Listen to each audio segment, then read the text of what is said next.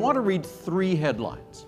Just want to read three headlines that I think will sort of set the stage for what we're going to talk about here for the next little bit. I generally start my talks by reading three headlines from that morning's news and then relate each one to a larger theme that I'm going to talk about. The second headline actually is also from this morning's Journal. It says, U.S. executives remain pessimistic. Great. Here's what it says. The audience really seems to appreciate that somebody got up early that morning and did a fair amount of work for them. The best part about what I do at Fortune is that I get a 360-degree view of what's happening in the business climate. I am constantly learning about the largest issues going on any place, and I'm learning about them from the people who are making things happen. Jamie Dimon, here next to me, Chairman and CEO of J.P. Morgan Chase. Muhtar Kent is Chairman and CEO of the Coca-Cola Company. Yuanqing Yang is Chairman and CEO of Lenovo Group.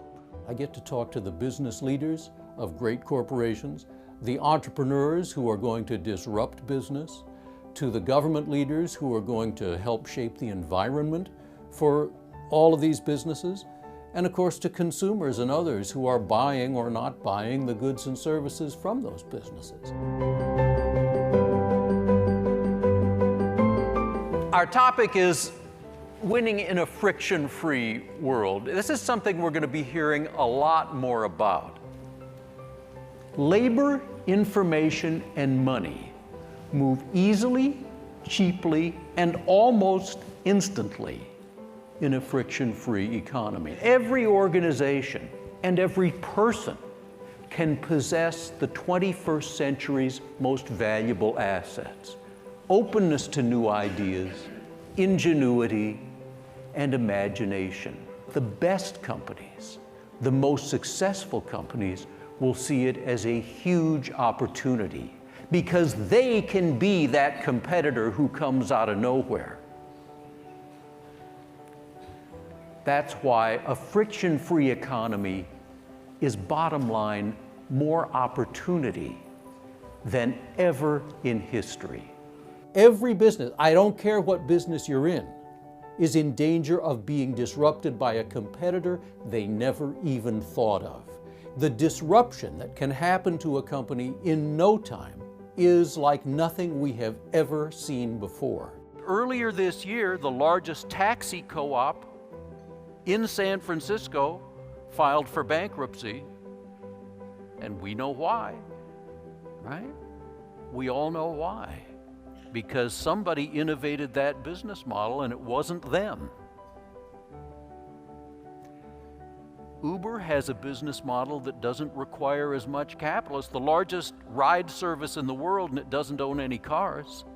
Another thing that's going to last for a long time, geopolitical unrest. What's new is that there is instability among the great powers, US, China, Russia, that didn't used to be there. I'm at the Fortune Global Forum in Guangzhou, where I'm moderating several of the sessions. Attendees here include Apple CEO Tim Cook, Ford Motor Chairman Bill Ford, Walmart Chairman Greg Penner, Alibaba founder and CEO Jack Ma, Canadian Prime Minister Justin Trudeau, and many others. One big message is coming through here. The clear message from the government officials is China is open for business, welcoming businesses from all over the world, especially entrepreneurs, and promising them a level playing field. Every business leader I've spoken to here agrees this is a clear effort to fill the void being left by the United States, which is perceived as closing itself off from the world. Every business person has to confront and embrace the fact that government's playing a larger role in our business lives, and it's not going to go back to the way it was. Our topic is business versus government. Recognizing the fact that every business, and particularly this industry, the tech industry broadly defined, is very heavily influenced by government policy, and there's been an awful lot of talk about which of those policies are good and which are bad, and that's what we're going to talk about now. Getting ahead of those trends is a real challenge for every business, and I don't care who you are, what business you're in. We can't be paralyzed and think that we can wait for things to settle down. It's not going to happen. the way the best leaders are doing it, they innovate their business model, they manage for value, they build their human capital, and they get radically customer-centric.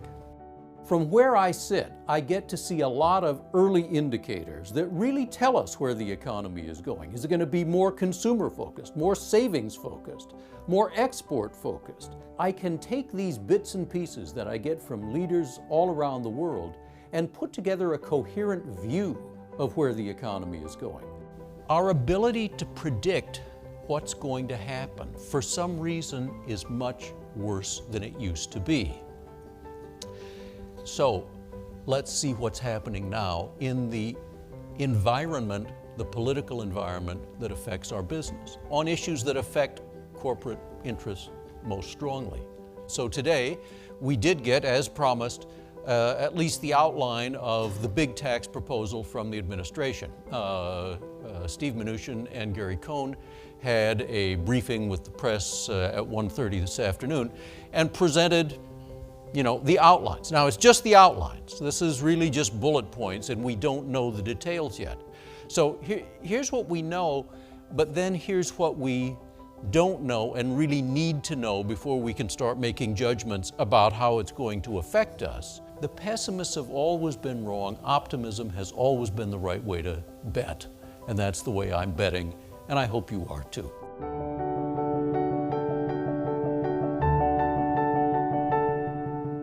For 500 years, the scarce resource in business was financial capital. It no longer is, even for capital-intensive companies. For all of us, the scarce resource is human capital. My new book is called Humans Are Underrated, and it arose out of an article I wrote for the Fortune 500 issue of Fortune, which began with the question, in the economy of 5 or 10 years from now, what will people do better than computers? We are entering an era where the skills that our economy values highly are changing in a historic way that we'll get to here in a second. Over and over, we're seeing technology taking over jobs that people used to do. Now, people will still be valuable, but we had better figure out what skills the economy will value as we go forward from here, because those are the ones that we have to get world-class great at. What will people do better than computers? The traditional approach to answering this question is to ask, well, what is it that computers just inherently cannot do? Don't ask what computers can't do, because over and over, the answers are wrong.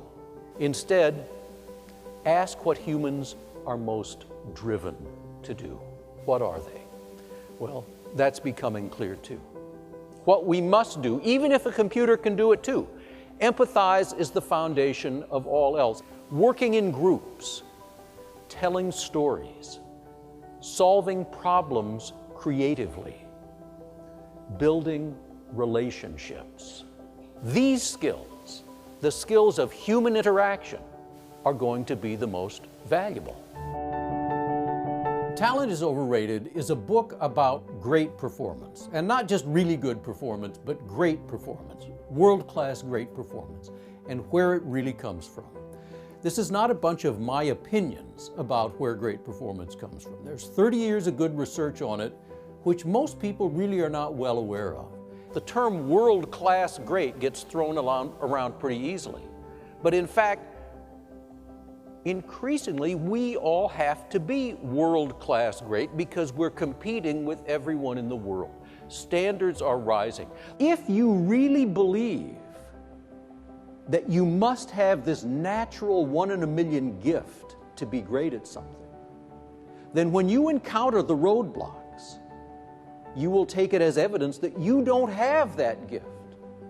But if you really believe that those roadblocks can be overcome, that by doing the deliberate practice you can get past them, then you have at least a chance of becoming world-class great. This basic idea of how we get to be great performers is inherently fascinating, and we're in an environment that is more competitive, no matter what business you're in, no matter what your role in the business is. We have to be better performers. We're in global competition. And so this message is especially relevant, and frankly, it's only getting more relevant with every day. The message that comes out of this is finally incredibly liberating. Great performance is not reserved for a preordained few. It is available to you and to everyone. After I speak about talent is overrated, I am still stunned by some of the responses I get from audience members who come up to talk afterwards, and lots of them do. One of the things is the greatest performers, when I speak to people who are terrific performers, they seem to embrace this message the most. I once spoke about this topic to an audience of 1,000 brain surgeons. Okay, so you talk about intimidating, well, that was my audience. Now, afterwards, we did a book signing and I talked to people. They were lined up out the door, literally.